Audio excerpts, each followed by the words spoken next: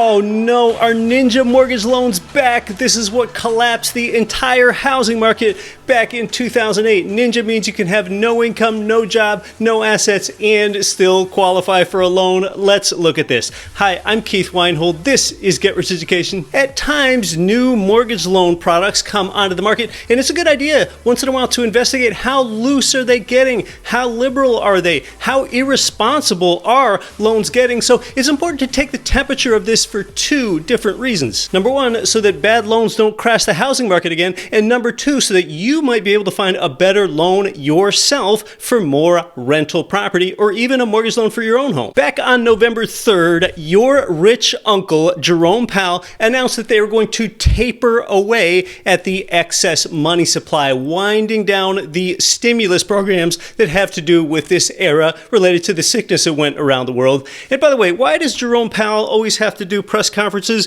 and look at people like this? I'm not sure if the dude is trying to look authoritative or it's just to try to make him look older or what it is.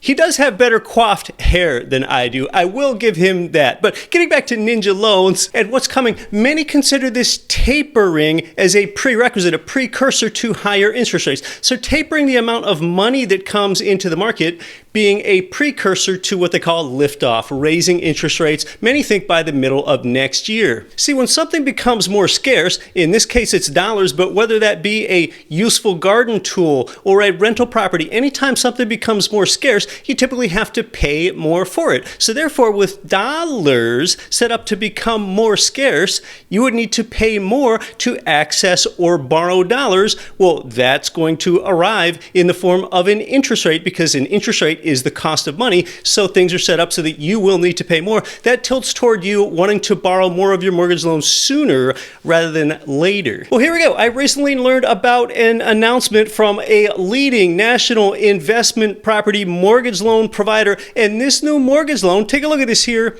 This allows you to have no job and no income. That's what it states right here at the beginning, this DSCR loan.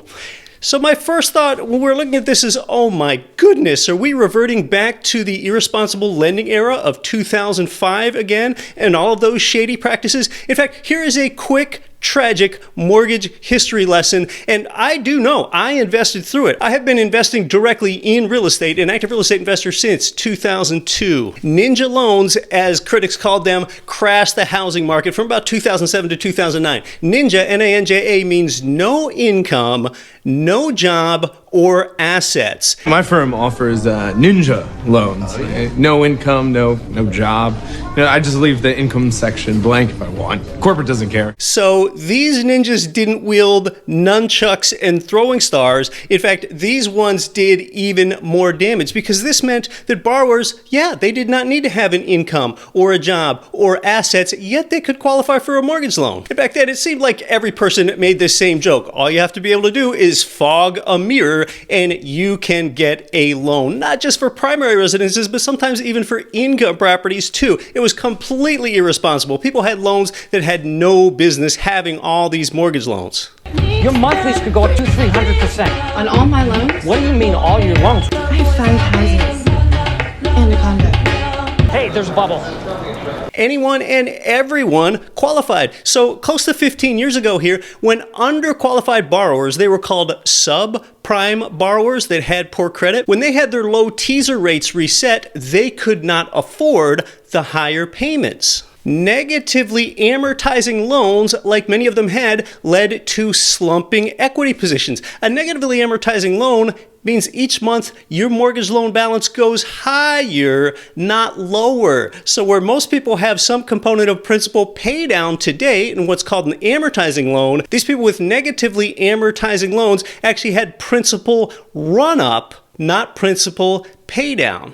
Loans were originated at 90 to 100% loan-to-value ratios. Take the inverse of that, and that's your equity position, meaning the borrowers had to put often somewhere between 0% equity in a property and 10% equity in a property. Or when you have little or no skin in the game and the entire market begins to implode, it's very easy for you to walk away. A lot of borrowers were quickly underwater. They owed more than what they owned. There was a glut of housing supply on the market as well. We're in the completely opposite condition today where we're undersupplied with housing. But it was absolutely awful. Borrowers lost their home and had their credit ruined if it wasn't already bad. Real estate values tanked nationally. Banks often foreclosed on properties at a loss, leading to a further down drain in prices because those properties sold at losses could be used as valuations. Those mortgages were about as legitimate as whatever is inside a Hot Pocket or a Marie Callender's chicken pot pie. Okay, no authenticity or backing to these things at all. They were irresponsible. Hey, go ahead and put a like on this for YouTube if you like what you're learning so far, a little bit of mortgage history while we're taking some context and looking at Ninja loans. Are they back? Here's an important distinction. Back then, these Ninja loans were often for primary residences. They didn't generate any income. And the flyer I just showed you earlier, where the mortgage market is treading a bit more now, those are for income properties, rental properties that generate income. That's what these DSCR loans are for. Now, you might already know that in the world of 5+ unit apartment buildings, lenders typically qualify you, the borrower, not based on looking at you and your credit score, but you're typically qualifying based on the performance of the property, not you. Over here in the 5+ unit apartment world, in the 1 to 4 unit income property world, that's single family homes, duplexes, triplexes, and fourplexes, those qualification criteria for mortgage loan underwriting are more based on you, the borrower, and what your credit score is and what your debt's like. Well, here with these DSCR loan types that are strangely reminiscent of Ninja loans, but really aren't that much like them, what's happening is these qualification criteria from the 5+ unit world, where again, you have to qualify based on the performance of the property, have come over here into this 1 to 4 unit world, where now they're not primarily looking at you and your creditworthiness, though they're still going to look at that, but it has more to do with the performance of the property. That's what these loan types are. So therefore, you can say that these 1 to 4 unit property loans are more commercial in nature and more asset-based. DSCR, yes, that is a term that comes from this 5+ unit apartment building world over here in the 1 to 4s, and it means debt service coverage ratio. You'll see others simply abbreviated as DCR, debt coverage ratio. It basically means the same thing. Here's an example. So what you can do to qualify now in this 1 to 4 unit space is if you have a DSCR of about 1.2, you qualify. An example of that is if you have a $1,200 gross rent income on a rental property and you have $1,000 of PITI, principal, interest, taxes, and insurance, that equation gives you a DSCR of 1.2, and that is about what you need to qualify. Now understand, in today's environment, on the rents, the numerator in this equation, that has been going up even faster than the rate of inflation, and the mortgage interest rate, a critical component in the denominator here, they are near historic lows. So you could benefit from this instead of conventional Fannie Freddie 1 to 4 unit loans, which you can still do, but this DSCR gives you an alternative in the 1 to 4 unit space. But just because you can qualify for a property, say you get a DSCR of 1.3, that doesn't necessarily mean that you should, because remember, you still need to subtract out the maintenance cost and the vacancy cost, the all-in costs. Does the property that you're buying have an income that's going to meet or exceed all of the expenses? Just because you can qualify for a loan doesn't always mean that you should. And despite that fourth to last bullet point in the announcement above, you're likely not going to get funding below a 1.0 DSCR, and if you get 1.5 or higher, that probably means you're going to get an even lower interest rate because there's less risk for the lender. So back to the NINJA acronym, again, that's no income, no job or assets. Well, here you do have an income and job. Those things essentially come from your tenant. So the income and the job are still there. They're looking more at the tenants as the income component of this property rather than your criteria. And this provides for some remarkable flexibility. With 1 to 4 unit Fannie Freddie loans, where they're typically taking a look at you and your credit profile and your assets, here with these DSCR loans, you have the ability to qualify for a virtually unlimited number of properties. And with Fannie Freddies, you can only get up to 10 if you're single, 20 if you're married between you and your spouse. Now you have access to an unlimited number of properties. Foreign nationals are allowed. So, for people that had trouble qualifying for more income property because your personal debt to income ratio was too high, that could only be a maximum of 50% here with Fannies and Freddies, and it still is.